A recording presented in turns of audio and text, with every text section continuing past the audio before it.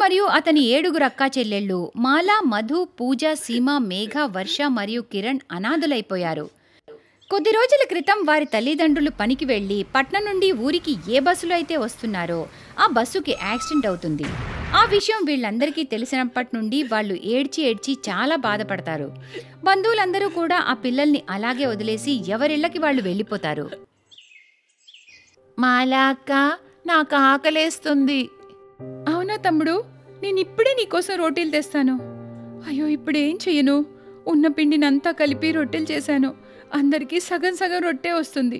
ఓ పని చేస్తా, నా రొట్టి సూరజ్కి ఇచ్చేస్తాను. మాలా తన వంతు రోటీ సూరజ్ ప్లేట్లో పెట్టగానే అది చూసి మిగతా 6 అక్కా చెల్లెళ్ళు కూడా వారి వారి రోటీలను కొంచెం కొంచెం సూరజ్కిస్తారు. మాలా అక్క, అటు చూడు, నా దగ్గర ఎన్ని రోటీలున్నాయో. నాకు మధు అక్క, పూజ అక్క, సీమ అక్క, మేఘ అక్క అందరూ వాళ్ళ వాళ్ళ రొట్టెల్ని ఇచ్చారు. మాలా అక్క, మాకంతగా ఆకలేం వేయట్లేదులే.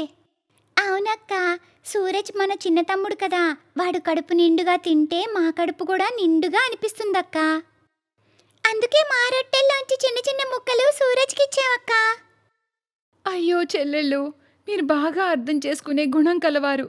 అమ్మా నాన్న పోయాక సూరజ్ చాలా డల్ అయిపోయాడు. మనం మన తమ్ముడిని సంతోషంగా ఉంచాలి. మనకి ఎన్ని ఇబ్బందులు వచ్చినా కానీ మన తమ్ముడు ఎప్పుడు నవ్వుతూ ఉండాలి. నేను మన ఊరి జమీందార్తో మాట్లాడాను. ఆయన మనందరికీ ఆయన పొలంలో పనిస్తా అన్నారు. ఇక మనం అందరం కలిసి కష్టపడి సూరజ్ని చదువుల కోసం పట్నం పంపిద్దాం. అప్పుడు సూరజ్కి మంచి ఉద్యోగం వస్తుంది.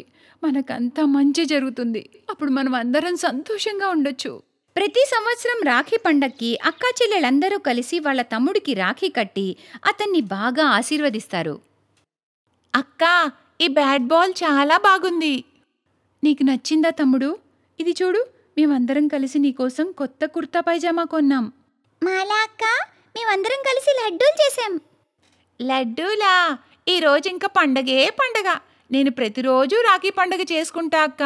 మీరందరూ నా కోసం అన్నీ తెస్తారుగా. నిజంగా ఈ రాఖీ పండగ అంటే నాకు చాలా ఇష్టం అక్క. ఏమైందక్కా? నేను చెప్పాను కదా, మనం ఎవ్వరూ ఈరోజు ఏడవకూడదని. కానీ మధు అక్క, ఈరోజు రక్షాబంధన్ కదా, సూరజ్ బాగా గుర్తొస్తున్నాడు. సూరజ్ మనకి ఒక్కగానొక్క తమ్ముడు కదా, మనందరికీ గుర్తొస్తాడు. వాడు మన ప్రాణం కదా. కానీ వాడు మాత్రం వాడి భార్య చెప్పినట్టే వింటాడు. పట్నంలో ఉద్యోగం రాగానే వాడు మన ఎవ్వరిని చెప్పకుండా సునైనా ఉదయని పెళ్లి చేసేసుకున్నాడు. ఇక మనం అందరం సడన్గా సూరజ్ని కలిసేందుకు పట్నంకి వెళ్తే నీకు గుర్తుంది కదా అక్క, వాళ్ళు మనతో ఎలా ప్రవర్తించారో. సూరజ్, నువ్వు పెళ్లి చేసుకున్నావు, పట్నంలో ఇల్లు కొన్నావు, కానీ మాకు చెప్పాల్సిన అవసరం కూడా లేదనుకున్నావా? మేమందరం నువ్వు ఎప్పుడు వస్తావో అని ఎదురు చూస్తున్నాంరా. కేవలం ఒక్కసారి మమ్మల్ని చూసేందుకు వచ్చావు. ఏంట్రా ఇదంతా? అరే, ఎందుకే మీరు ఇబ్బంది పెడుతున్నారు వాణ్ణి? ఏదో టెన్షన్లో ఉండి వాడు రాలేకపోయాడేమో. ఇప్పుడేమైంది? మనం వచ్చాం కదా వాడిని కలవడానికి. సూరజ్, రేపు రాఖీ పండగ కదా, అందుకే మేము ఈసారి మా చేతులతో నీకు రాఖీ కట్టాలని అనుకున్నాంరా. అందుకే మేమందరం నీకు చెప్పకుండా వచ్చేసాం. వదినా, ఇదిగోండి మీకోసం గిఫ్ట్ తెచ్చాం. మేము మిమ్మల్ని కలవడానికి మొదటిసారి వస్తున్నాం కదా, చూసి చెప్పండి ఎలా ఉందో. నేను ఇలాంటి బట్టలు వేసుకోను. ఇలాంటివి మీలాంటి ఊరోళ్ళు వేసుకుంటారు, మాలాంటి పట్నం వాళ్ళు కాదు. నాకు తెలుసులే, మీరందరూ కావాలని ఇక్కడికి వచ్చారని. మీరందరూ ఇలాంటి ₹2 రాఖీలు కట్టి మీ తమ్ముడి నుంచి మంచిగా వేలల్లో డబ్బులు వసూలు చేసుకోవాలని వచ్చారు కదా. మీలాంటి అక్కా చెల్లెళ్ళు చాలా తెలివిగా ఉంటారు. సూరజ్ మంచి ఉద్యోగం చేస్తూ లక్షలు సంపాదిస్తున్నాడని మీ అందరికీ తెలుసుగా. ఇక మేము ఈ కొత్త ఫ్లాట్ కూడా కొన్నామని కూడా తెలుసు. మీ అందరి మనసులో సూరజ్పై పెట్టిన డబ్బులు వసూలు చేసుకోవాలని ఆలోచనలే ఉండి ఉంటాయి. ఏంటి, సరిగ్గా చెప్పానా? అయ్యో వదినా, మీరు ఎక్కువగా మాట్లాడుతున్నారు. మేము అలా ఎప్పుడూ ఆలోచించలేదు. సూరజ్ మా చిన్న తమ్ముడు. ఆపు కిరణ్, వదినకి ఎదురు చెప్పకు. తను వయసులో నీకంటే పెద్దది కిరణ్. అక్క, వచ్చే ముందు ఒక్కసారి చెప్తే ఏమవుతుంది? మాకు కూడా కొన్ని పర్సనల్ పనులు ఉంటాయి కదా. సడన్గా మీరందరూ కట్టుకుని వచ్చేశారు. మేము సునైనా వాళ్ళ ఇంటికి వెళ్ళాలి. అక్కడ రాఖీ పండగ పార్టీ ఉంది. నేను మీతో ఇక్కడ కూర్చొని టైం వేస్ట్ చేసుకోలేను. ఒక పని చేయండి, మీరందరూ ఆ రాఖీలు అక్కడ పెట్టేయండి, నేను వచ్చాక కట్టుకుంటాను. సునైనా, వీళ్ళందరికీ టీ ఇవ్వు. సూరజ్, రాఖీలు, ఈ లడ్డూలు. సూరజ్, మీలో ఎవరైనా టీ తాగుతారా లేదా? త్వరగా చెప్పండి. నాకు బ్యూటీ పార్లర్ అపాయింట్మెంట్ ఉంది. మా పుట్టింట్లో రాఖీ పండగ పార్టీ ఉంది కదా. రేపు నేను మా తమ్ముడింటికి రాఖీ కట్టేందుకు వెళ్ళాలి. పర్వాలేదు వదినా, మాకేం వద్దు, మేం బయలుదేరుతాం. అక్కా చెల్లెళ్ళందరూ తమ్ముణ్ణి తలుచుకుని ఏడుస్తూ ఉంటారు. మాలా, ఇదిగో నా మొబైల్కి పట్నం నుండి సూరజ్ భార్య సునైన కాల్ చేసింది. విషయం విని నేనే రావాల్సి వచ్చింది. సూరజ్ ఏదో సమస్యలో ఉన్నట్టున్నాడమ్మా. సునైన బాగా భయపడుతుంది. సంగతేంటో ఒకసారి నువ్వు ఫోన్లో మాట్లాడు. ఏంటి, మా తమ్ముడు సమస్యలో ఉన్నాడా? జమీందార్ గారు, ఒకసారి ఫోన్ చేసి మాట్లాడించండి, నాకు చాలా భయంగా ఉంది. హలో మాలా వదినా, హలో. సునైనా ఏడుస్తూ ఉంటుంది. సూరజ్కి యాక్సిడెంట్ అయ్యి చాలా దెబ్బలు తగులుతాయి. సూరజ్కి రక్తం ఎక్కించాలి, కానీ అది కేవలం వాళ్ళ అక్కలే ఇవ్వగలరు. ఇక హాస్పిటల్లో సూరజ్ పరిస్థితి చూసి అక్కా చెల్లెళ్ళందరూ బాగా ఏడుస్తారు. సూరజ్ని కాపాడండి వదినా, నేను ఆయన్ని ఇలా చూడలేకపోతున్నాను. భయపడకండి సునైనా వదినా, మా తమ్ముడికి ఏం కాదు, మా తమ్ముడిని మేము కాపాడుకుంటాం, మీరేం కంగారు పడకండి. అక్కా చెల్లెళ్ళందరూ కలిసి సూరజ్కి రక్తం డొనేట్ చేస్తారు. సూరజ్కి ఎంత రక్తం కావాలో అంత రక్తం తన అక్కల నుంచి లభిస్తుంది. ఇక అక్కా తమ్ముళ్ళు బంధం గెలుస్తుంది. సూరజ్ బాగవుతాడు. అక్క, నన్ను క్షమించండి. సొంత అక్కల్ని ఒంటరిగా వదిలేసా. నా తప్పులన్నీ క్షమించండి అక్క. నన్ను క్షమించండి వదినా, నేను కూడా డబ్బుందన్న అహంకారంతో బంధాలన్నీ మర్చిపోయాను. నేను సూరజ్ని మీ అందరి నుండి దూరం చేశాను. అయ్యో, మీరు ఏడవకండి, మేమందరం ఉండగా నీకేం కాదు తమ్ముడు. మధు, సీమ, వర్ష, పూజ, మేఘ, కిరణ్, పదండి, అందరం కలిసి మన తమ్ముడికి రాఖీ కడదాం. ఈ రక్షణ కట్టి వాడికి దిష్టి తీద్దాం, వాడికి ఉన్న దిష్టి అంతా తీసేద్దాం. మా చిన్నారి తమ్ముడు కలకాలం సంతోషంగా ఉండాలి, ఇదే మేం కోరుకునేది. పిల్లా పాపలతో సంతోషంగా ఉండండి తమ్ముడు. కుటుంబం అంతా ఆనందంగా కలిసిపోతారు.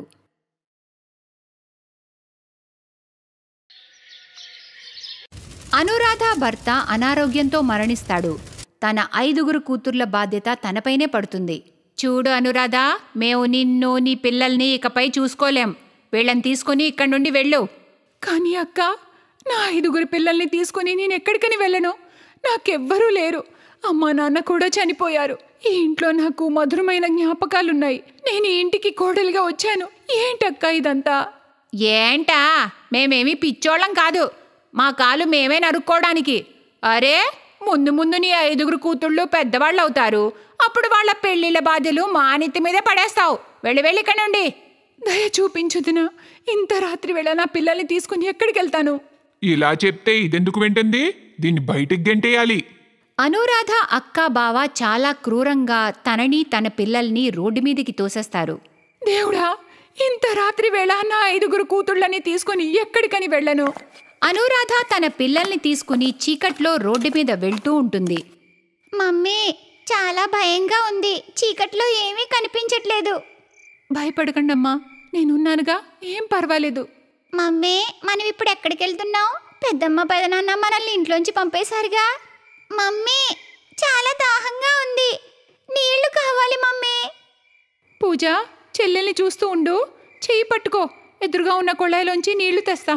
అనురాధ తన కూతుర్లని రోడ్డుకి అటువైపు ఉంచి నీళ్లు తీసుకురావడానికి వెళ్తుంది. అప్పుడు ఒక గూండా అనురాధ దగ్గరకొచ్చి తన చెయ్యి పట్టుకుంటాడు. ఏంటి విషయం? దాహంగా ఉందా? నేను నీ దాహం తీర్చనా? వదులు, నా చెయ్యి వదులు. ఆమె చెప్తుంటే వినిపించట్లేదా? అరే, దీనికి నువ్వేమవుతావురా? మధ్యలో పానకంలో పుడకలా వచ్చావు. నేనెవరైతే నీకెందుకు, నువ్విలా వినవు. ఆ వ్యక్తి గూండాను బాగా కొట్టి అక్కడి నుండి తరిమేస్తాడు. థ్యాంక్స్ అన్నా, నాకు చాలా పెద్ద సహాయం చేశావు. అయ్యో, ఏం పర్వాలేదమ్మా, ఇది నా బాధ్యత. అనురాధ తన కూతుళ్ళని తీసుకుని వెళ్తూ ఉంటుంది. అప్పుడు, చెల్లెమ్మా, ఇంత అర్ధరాత్రి పూట ఒంటరిగా ఎక్కడికి వెళ్తున్నావు? దగ్గరలో మా పిన్ని వాళ్ళ ఇల్లుంది, రాత్రికి అక్కడే ఉండు. ఈ టైంకి వెళ్ళడం మంచిది కాదు. మమ్మీ, మా అందరికీ ఆకలిగా ఉంది. సరే, మా పిన్నింటికి వెళ్దాం. అక్కడందరూ కడుపు నిండా తినండి. చాలా సంతోషం అన్నా. ఆ వ్యక్తి వాళ్ళందర్నీ తన పిన్ని వాళ్ళ ఇంటికి తీసుకెళ్తాడు. అరే అరే రామ్మా, ఈ పిల్లలు ఎంత ముద్దుగా ఉన్నారో. నీ కథ విని నిజంగా నాకు ఏడుపు వచ్చేసిందనుకో. అరేరే, ఈ ప్రపంచంలో ఎలాంటి మనుషులున్నారో. అయ్యయ్యయ్యో.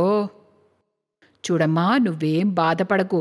నువ్విక్కడ ఎన్ని రోజులు కావాలంటే అన్ని రోజులు ఉండొచ్చు, సరేనా? నీ పిల్లలకి కడుపు నిండా భోజనం పెట్టి హాయిగా ఉండు. పిన్నమ్మా ఒకసారి ఇలారా, ఈ పిల్లలకి చాలా ఆకలిగా ఉందట. పిన్నమ్మ మరియు ఆ వ్యక్తి మాట్లాడుకుంటూ ఉంటారు. కొద్దిసేపటి తర్వాత, మమ్మీ నీళ్లు కావాలి. మీరిలా కూర్చోండి, నేను ఇప్పుడే తీసుకొస్తా. చూడు గంగమ్మ, చాలా కష్టపడి ఆ చిలక మరియు దాని పిల్లల్ని పట్టుకున్నాను. నీ వ్యాపారం బాగా నడుస్తుందిలే. నిజమే చెప్పావనుకో, కానీ దానికి డౌట్ ఏమీ రాలేదు కదా.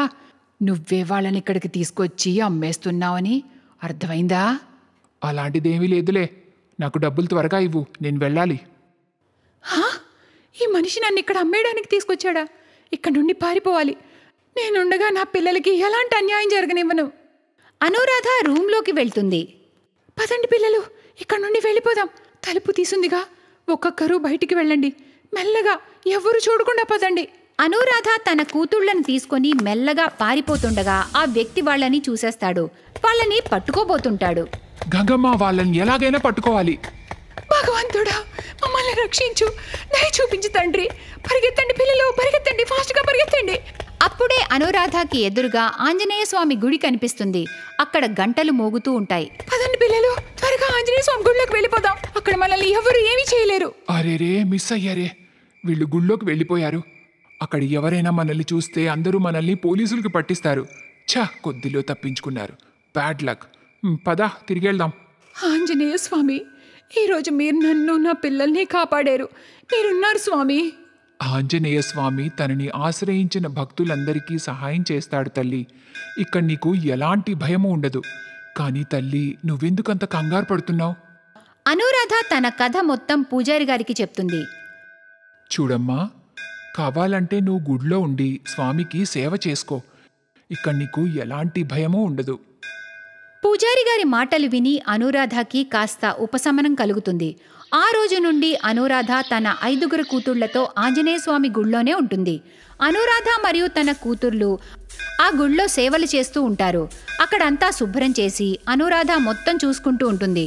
ఒకరోజు అనురాధ పూజారి గారితో, పూజారి గారు, ఈ గుడి బయట పువ్వులు, పూజ సామాన్లు నేను అమ్ముదామని అనుకుంటున్నానయ్యా. కొంచెం డబ్బులొస్తే నా కూతుళ్ళని స్కూల్లో చేర్పించి బాగా చదివిస్తాను. వాళ్ళకి పెళ్లిళ్ళు కూడా చెయ్యాలిగా. ఇది చాలా మంచి ఆలోచన అనురాధ. నేను రేపే పువ్వులు మరియు పూజ సామాన్లు అమ్మే వాళ్ళ దుకాణానికి నిన్ను తీసుకెళ్తాను. వాళ్ళు నీకు అప్పుగా అన్ని సామాన్లు ఇస్తారులే. నువ్వు సంపాదించిన దాంట్లోంచి వాళ్ళ అప్పు తీర్చి మిగతాది నువ్వు ఉంచుకో. ఇలానే మెల్లమెల్లగా నీకు సులువవుతుంది. అన్నిటికీ ఆ దేవుడున్నాడులే అమ్మా. పూజారి గారు అనురాధకి పూలు, సామాన్లు అన్నీ ఇప్పిస్తారు.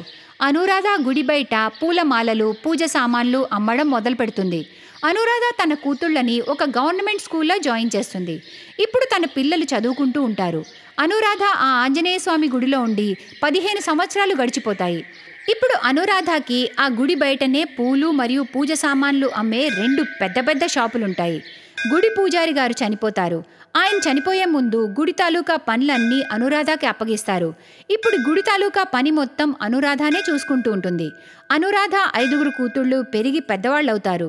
అనురాధకి ఆ ఊర్లో చాలామంది తెలిసిన వాళ్ళు ఉంటారు. తన మంచితనం వల్ల అందరూ పరిచయం అవుతారు. అనురాధకి తన 5 కూతుళ్ల పెళ్లిళ్ళకి ఎలాంటి ఇబ్బంది కలగదు. ఆంజనేయ స్వామి దయ వల్ల అనురాధ కూతుర్లు ఈరోజు వాళ్ళ అత్తవారింట్లో చాలా ఆనందంగా ఉంటారు. అంటారు కదా, దిక్కులేని వాడికి ఆ దేవుడే దిక్కని. Best buddies.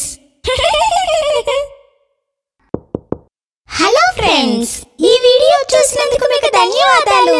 ఒకవేళ మీకు ఈ వీడియో నచ్చినట్లయితే దయచేసి లైక్ చేసి సబ్స్క్రైబ్ చేయండి మరియు ఈ వీడియోపై కామెంట్ చేయండి. ఇంకో విషయం, షేర్ చేయడం మర్చిపోకండి. ఇలాంటి మరిన్ని వీడియోలు మీరు చూడాలనుకుంటే కిందనే ఉన్న బెల్ బటన్ని నొక్కండి. చూస్తూనే ఉండండి బెస్ట్ బడీస్.